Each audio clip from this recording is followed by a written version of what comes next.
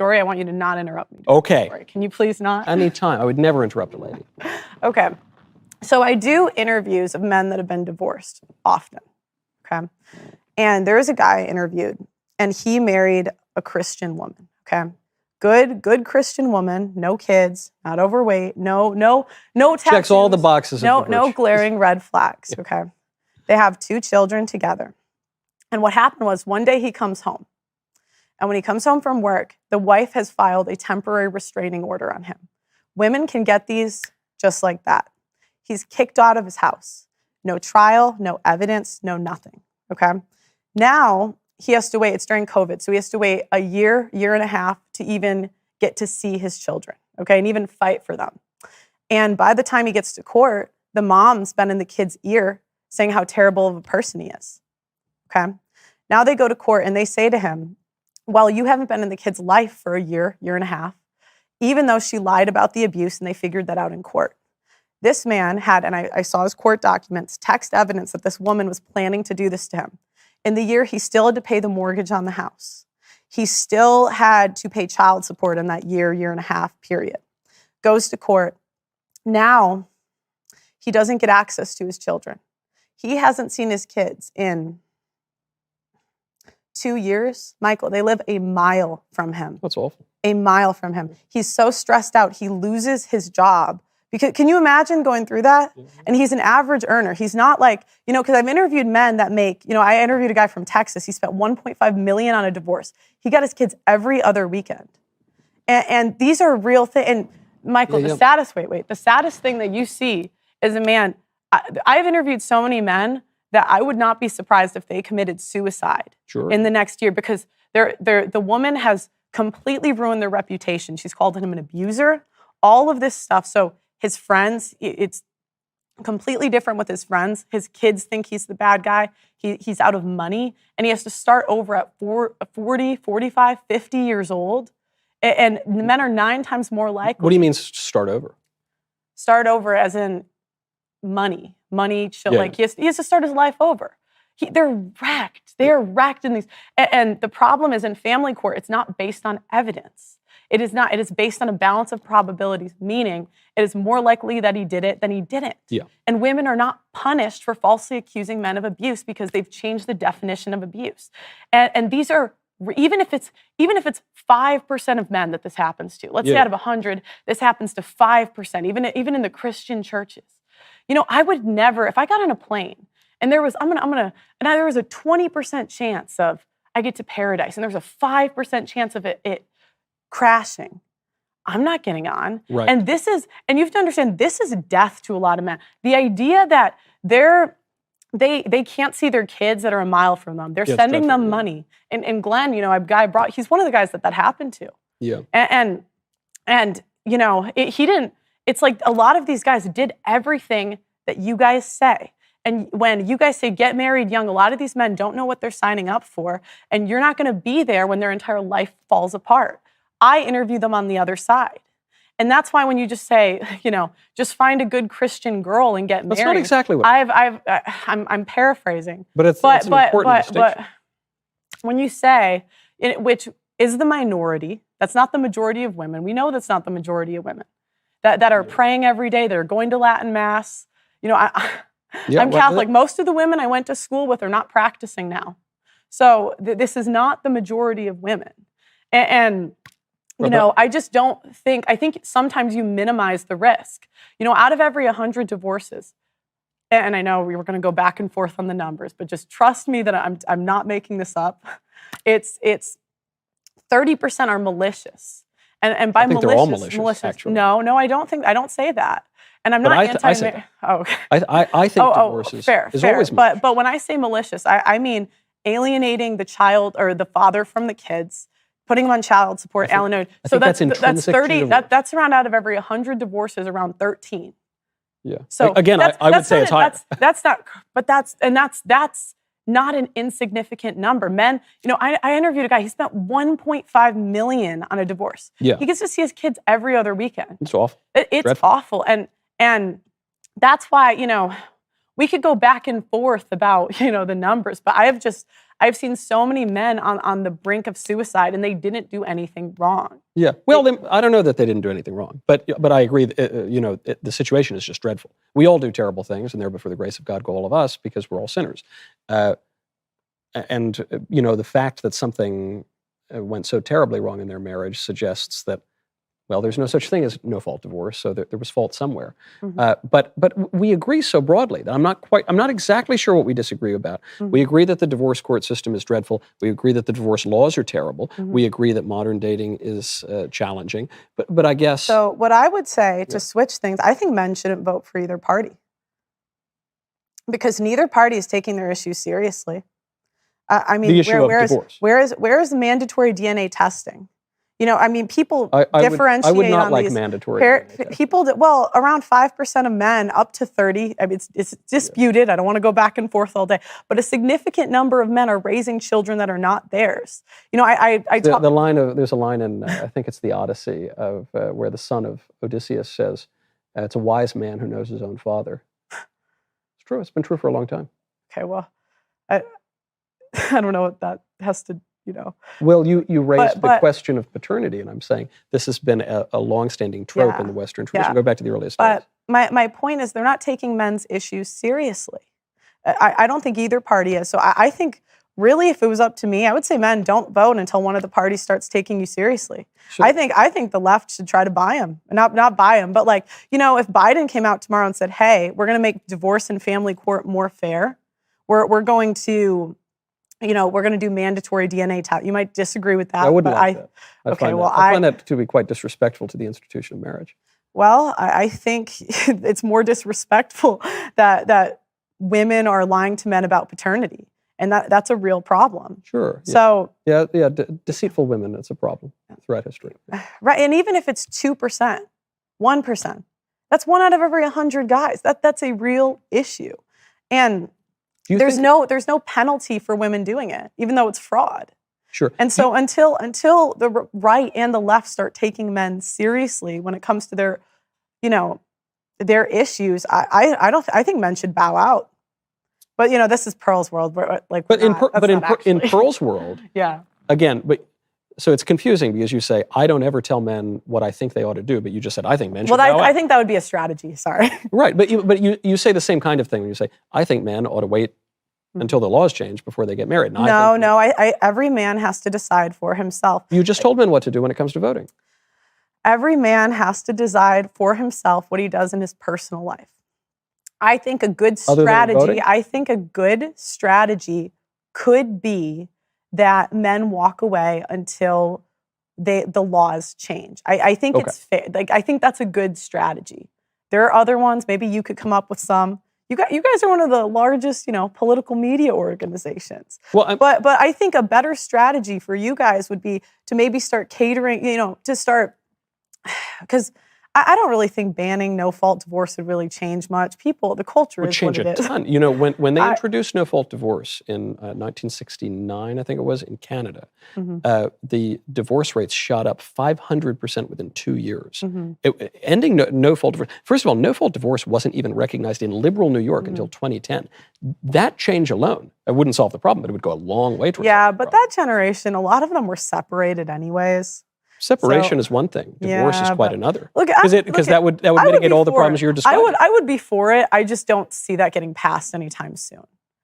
I don't see any of these laws getting passed. That's why I'm telling men, don't put off your life and put off having a family until the laws get passed. Well, I think we would have a lot better chance of getting them passed if that was the number one issue you guys were talking about. If that was the number one issue. It is. I don't think I'm exaggerating. Okay. It might be the number one issue I've talked about. I mean, I was just at CPAC, and I got in all sorts of trouble for saying that the way that people describe marriage these days is wrong, and marriage is a lifelong union between a man and a woman. Right, you would agree it's not how it's practiced today. It is how it's practiced by the people who have reasonable marriages. You would agree it's not how it's practiced today, not in the special religion, but by and large. Again, when you say special religion, it seems to me you're trying to marginalize the Catholic faith or other faiths. I'm Catholic. I suppose, but I think you're marginalizing it anyway. But religion is just a habit of virtue that inclines the will to give to God what he deserves, right? So it's just kind of the way that one acts. The reason I say that is because I grew up in the Catholic faith, And I don't think that exempts men from the risk of getting married. One girl I interviewed, she was from Latin Mass, like one of those communities. And she had horrible parental alienation. I mean, her mother, there's a whole book that it's called How to Destroy a Man.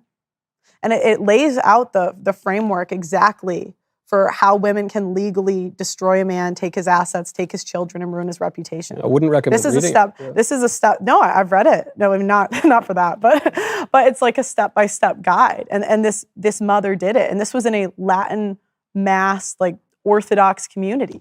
And that's why I say, again, because of these terms are sort of ambiguous and contradictory even in this case. So I'd be curious to see the actual case. Well, I guess what I would say is sometimes women have feelings about religion at 22, and at 42 they change. And there's no consequence for women leaving right now. People could change their minds at any given time. Correct. But in fact, they're paid to do so. And so I will never shame men for making a decision that's right for them. But you're going further than not shaming them. I think we've gotten to the point where you've said it's at least a good strategy to walk away from the institution of marriage until the laws have changed. You just said that. I say, do whatever you want, guys. But said to me. I said, regardless of what I say, men will walk away. So let's establish men won't listen to Pearl, as you just said. Let's establish that you think men ought to make their own decisions. Yeah. We've long established. You also just said it is a good strategy for men to walk away from the institution of marriage until the laws change. You just said that. No, I was talking about the vote. They should walk away from the voting. The ballot box. That was the ballot box. I said, so at the very least, we've I said that's a strategy that men can do. A good strategy. But not just a bad strategy. I mean, how else? I mean, what have conservatives succeeded in conserving the last 50 years? Not so much as the women's bathroom, I guess. But so you're asking them to get on a team that's losing. Right. I mean, that's what Whittaker Chambers said when he left being a communist to become a conservative. Right. He thought he was joining the losing team. And maybe that's the case. I mean, in the long run, we're all dead, and the world's going to fall to pot, and then the second coming will occur. But that's not an excuse to avoid doing what is just and good and right and in line with our natural desires. But it's not unjust for men to not want to have children. It's disordered. It's disordered for men not to. We have priests. Yeah.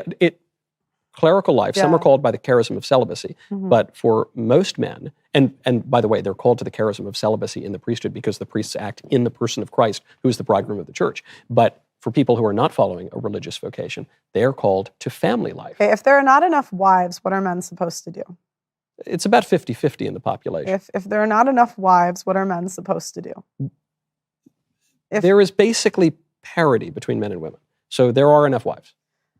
Okay. Well, then I'm sure you'll see a spike in the men signing up for marriage. I agree that there's a great deal of selfishness and liberalism, but I think that's the view that you are articulating, and the view of the red pill people is basically a view that presumes a liberal, secular, individualist anthropology that is contrary to natural reason and the flourishing of men.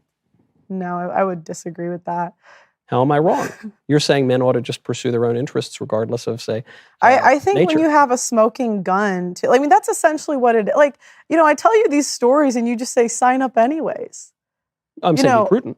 But I'm saying be prudent in everything in life. You could get in a car and get in a car accident because of the other day, a teenage girl driver, another girl hit me while I was driving. But I'm not saying don't get in a car. I'm saying but if I get into a car and I see 30% of people crashing, I'm not getting into that car, regardless of the 10% of people that succeed. But then even further, to use your airplane analogy, I guess the difference is getting on an airplane and going to Hawaii would be a nice thing to do, and I might like to do it sometime.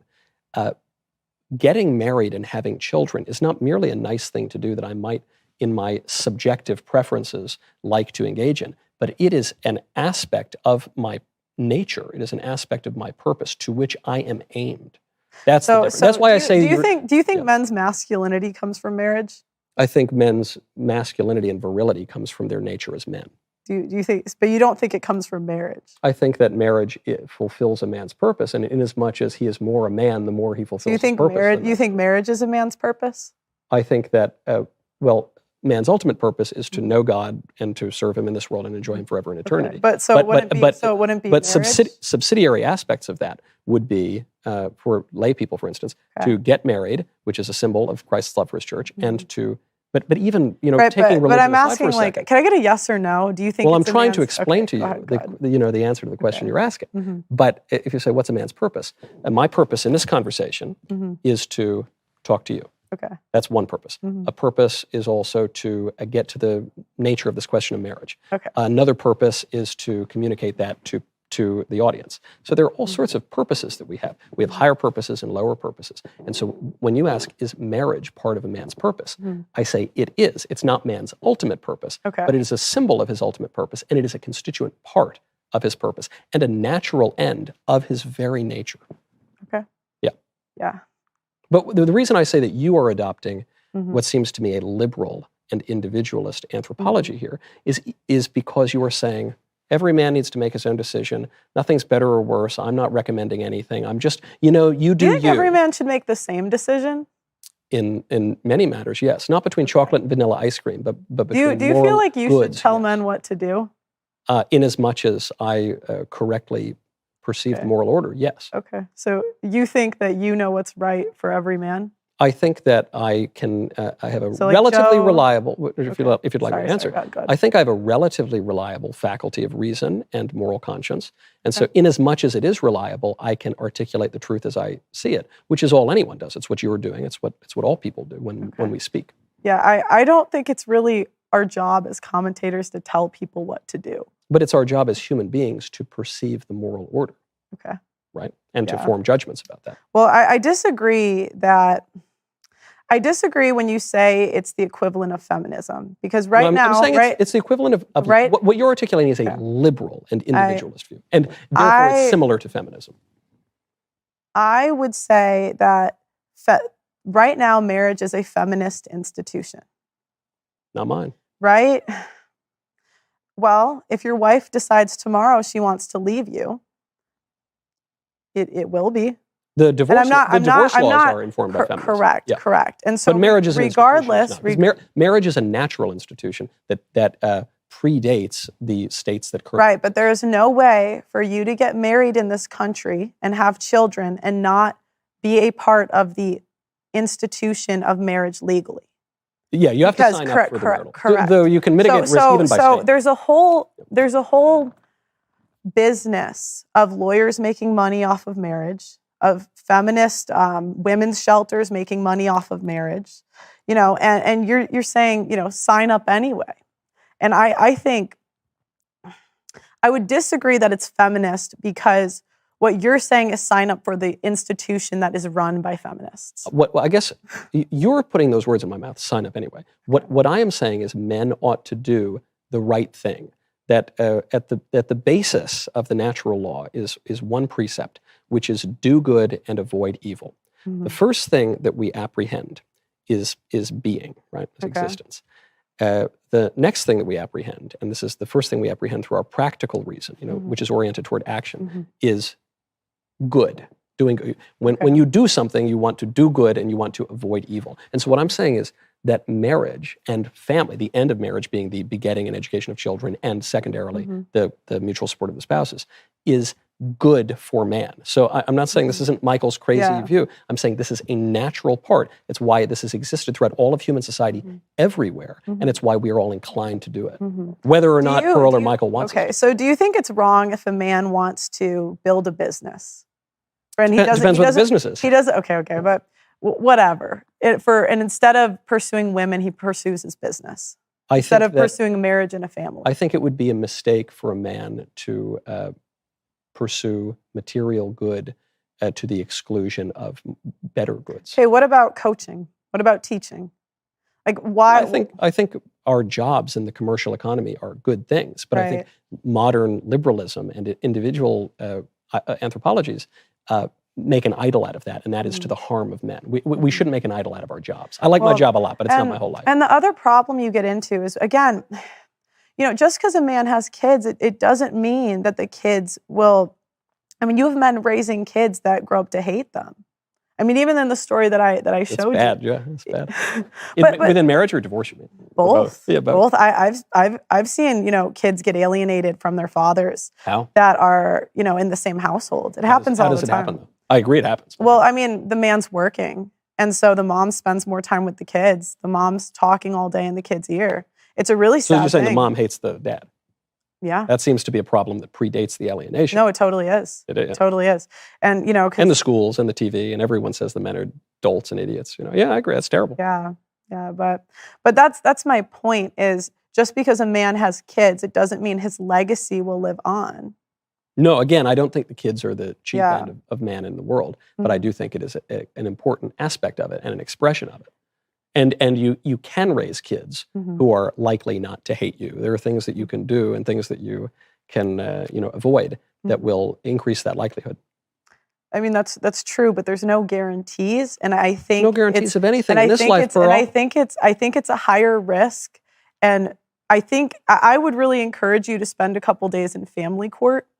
I think it would really yeah. I mean, I've had view. Close friends who have been in brutal divorces. I mean, I've seen a little bit of it up close. It's dreadful. Yeah, and at times, they didn't really do anything wrong. Yeah, because they've all done something. If women feel like leaving, they can leave. We can leave. They can. But how does the marriage break down? It's like Hemingway describes bankruptcy in The Sun Also Rises. Happens gradually and then suddenly. So it seems to me, I'm not letting women off the hook. Sometimes crazy, feminist ladies go nuts and divorce their husbands and poison, the kids against their father, and they do all sorts of terrible things. But marriage is a union of two people, and I agree with you. A lot of people, when they get into marriage these days, including the men, especially the men, not only don't know what they're signing up for, they don't even really have a vision of what they're signing up for. They don't even know what they want to be signing up for. Correct. And so that's a mistake. That's an error on the part of the men often and of the women. But the men are the head of the household, so more responsibility falls onto them. And then the way they lead their lives, I would say. But do they get authority too? Who do they give authority to? No, do the men have authority in their own households? In the good marriages, they do. Would you say that's the majority? Well, I don't know. I mean, these days people say that two men can be married. So, people are very confused about what marriage is. Correct.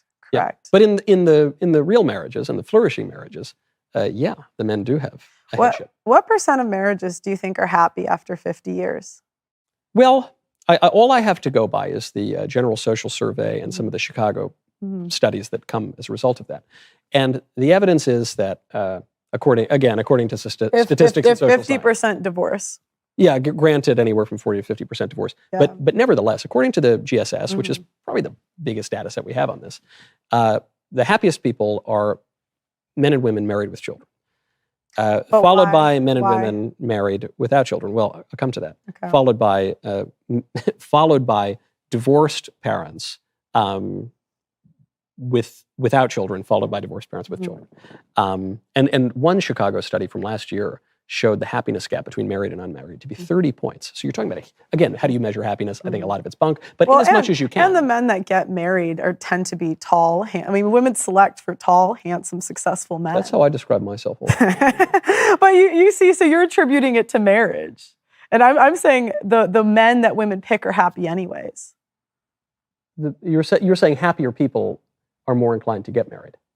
No. Well, partially, but no, I'm saying that women pick tall, handsome, successful men, and I would imagine that they would be happier.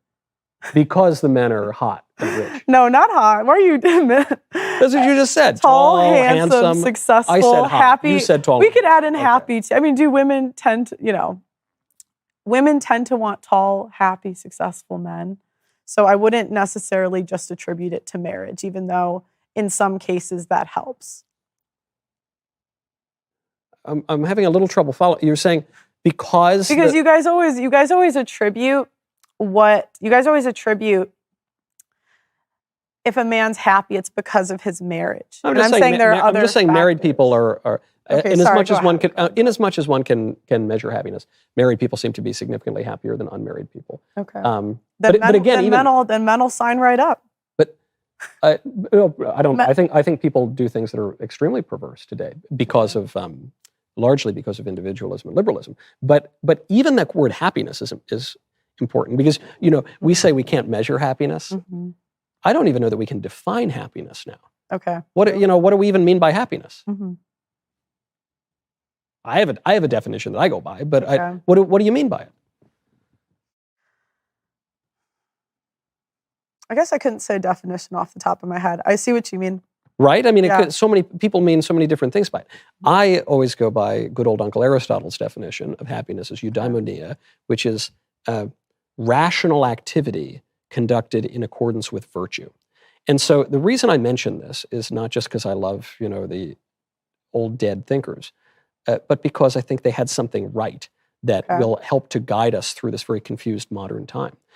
The way that you are describing marriage seems to be from an unmoored perspective of an what? Unmoored, meaning not grounded in something. Meaning it's a little subjective. It's a little wishy-washy. Men can do whatever they like. You pick. Some people have a different purpose. That's not what I said. I thought you said men can do whatever they like. That I'm not going to I think you took issue with me for saying that I was coming to a moral judgment about how men. No, I think that every man has to decide for himself. But I wouldn't recommend, say, like. How should he decide? Following, in an ideal world, following God and his purpose. Right. So following God and how do we come to know our purpose? I mean, I think following God typically meant. How do we follow God? Going to church every Sunday, praying. I think there's ways that you can't, studying the Bible. But I'm not like a preacher. You're not. The thing you keep leaving out. I agree. All those things are very good to do. Yeah. The thing you keep leaving out is reason, and it's the thing you keep taking issue with me, where I keep saying marriage is a rational act. It was. I don't know if it is now. But even though the laws are bad and the politicians are dummies, even still, it's a rational act over and above the qualities of the state because of human nature. Because men and women are different. Because we are a rational creature, so we can, perceive of things like abstract justice. Animals can't do that. My whiskey glass can't do that. So we can do that. Men and women are different. We're not, like the feminists say, they say we're identical. We're not identical. I agree. We're not, and like the feminists and some it would seem of the red pill guys would imply, we're not totally opposed to one another in our interests. Who would suggest this? Yeah, no, you guys always say red pill guys. I never know. I don't like to give them airtime because I find them to be huge jerks and they have smaller audiences and I don't want to popularize them. But I think we know some of the people that we're talking about. Okay. And if you think it's an unfair characterization, please tell me. I think that. Well, I don't speak for every red pill guy. But you're describing the interests of men and women as being quite opposed. You've been talking about it this whole time. The mothers when they're staying at home the way the laws are today. Not just the laws, the behaviors. You're saying the mother at home is poisoning the children against their father. It's very common. Right. So anyway, that's the view I'm discussing. Very common. But again, I don't think that is ultimately the relation between men and women is hostile interests.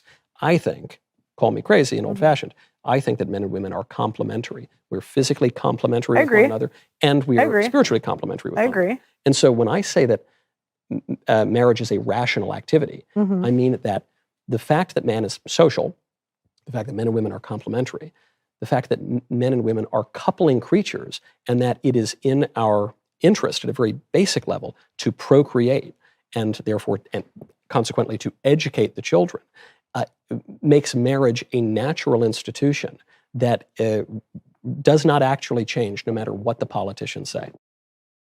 I think that that's easy to say in your position. I think it's very difficult. And I would agree that marriage is a natural thing. I would agree that men and women are better together. But I think when you're paying people to do the wrong thing, which if a man has children in this country, the woman is being paid to leave, you're going to have a higher percentage of women that do it, religious or not. And they're much less likely.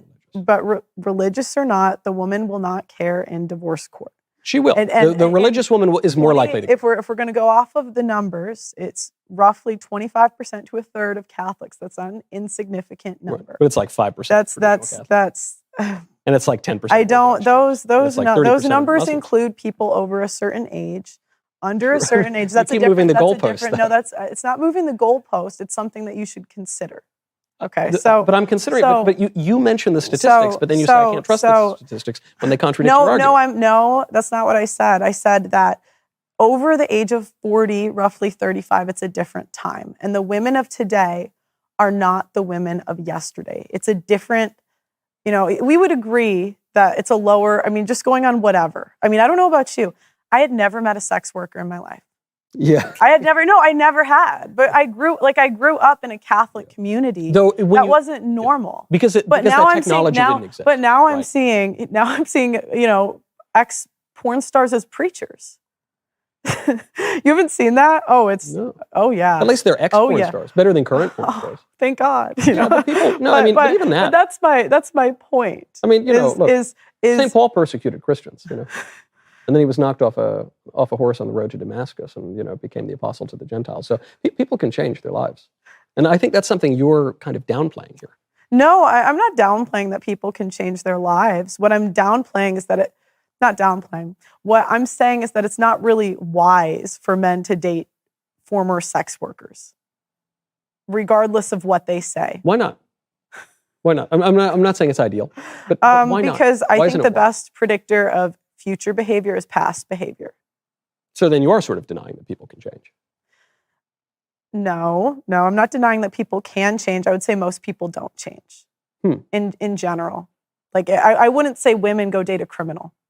Yeah, I wouldn't recommend. I wouldn't. There might be the exception, but it doesn't make the rule. Yeah, but I tell you, growing up in New York, I know some reformed criminals who are actually reformed, who are, Yeah, but the difference is criminals actually have consequences, where women tend to not have consequences for their decisions. You don't think I think modern women face a lot of consequences. They don't want to admit it. No. We're bailed out of every bad decision we make. I don't think so, because you can't get bailed out of reality. So, I agree, the divorce courts are jilted toward women or whatever, but like the woman who goes to university, I'm sure you get these letters, I get them too. Mm-hmm. Woman who goes to a university is told, hook up with every guy you can, study some... She chooses to, not told. She's also told, and she chooses to. Yeah, she's also told by the culture. Because that's what she wants to do. But she's also told to do it by the culture. You can't downplay that, right? You can be told to do so. I could be told to jump off a bridge. That doesn't mean right, I know, but you just said she's not told that, and I'm saying she very much is told that. I'm saying she doesn't have to listen. I think it takes accountability off of women when we're constantly saying that the world told you to, and that's why you did it. No. I agree that their wills have been malformed, and that our entire education system, broadly speaking, and now indulges the lower passions and denies the rational will and denies even the place of reason and truth in public life. But so she does that, and she makes bad choices, and she picks some dumb major, and she graduates, and she's told, don't get married. You got to move to the city, and you got to sleep with 1,000 men, and you got to get a job working as a middle manager at a widget factory. And you're going to do that, and you're going to totally bypass your childbearing years, sleeping around and going out for brunch and working for Mr. McGillicuddy at the widget factory. She chooses to do that. She's choosing it, and she's making a poor choice, and she's being encouraged to do it by a fallen culture. And then she's going to wake up one day, and she's going to be about 34, and she's going to regret all of these decisions, and she's going to cry into TikTok. That's what's going to happen. That is a consequence. Living with the consequences of being used by men, of not being able to have a harder time getting married, not having kids, and why is it that? What? That's a consequence. I'm sorry. I've been cutting you off a couple times. Okay. I do apologize. I've got thick skin. I don't mean to cut you off. It's okay. But because my question is, why do we always say is used by men? Because men women use women for sex. No, but women don't use. There are women that hunt top men down and try to sleep with them.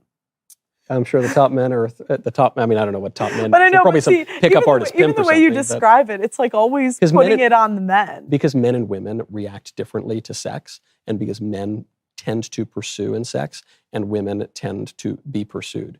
Because oh no, not the top guys. What do you mean by a top guy? Yeah, I've interviewed. I had Brittany Renner on my show. Do you know who that is? I don't. There are girls that they learn she talks about this. They learn every single thing about, they become targets, the men. Yeah. And they get the guys to sleep with them. They try to steal condoms. But who's a top man? You mentioned a woman. Who's a top man? And am I? This is something. I want to be. If you were dating again, you might be. I would be. All right, that's good. You might be. Women, when there's money, Just my money. It's not my sparkling personality and my good looks. All right. Look at there. Okay. But I just noticed in the language, somehow it's always the men's fault when we talk about sin. So even in that sin, women sin, but women are easily women are taken advantage of because I disagree. Do you think men and women relate to sex in the same way? I think that at times women have more sexual power than men. I'm not denying. And so women always have more women, sexual power. I mean, than women men. take advantage of. You could say women take advantage of lonely men on OnlyFans. But they do. What I'm asking is, do you think that men and women relate to sex in the same way? No. They don't. That's why we talk about men and women in sex differently, and we ascribe different moral. Right, but I think your accountability for the action is still, it's on you. So I don't think when women sin, it's the fault of society. I don't think it's the fault the men are just using you.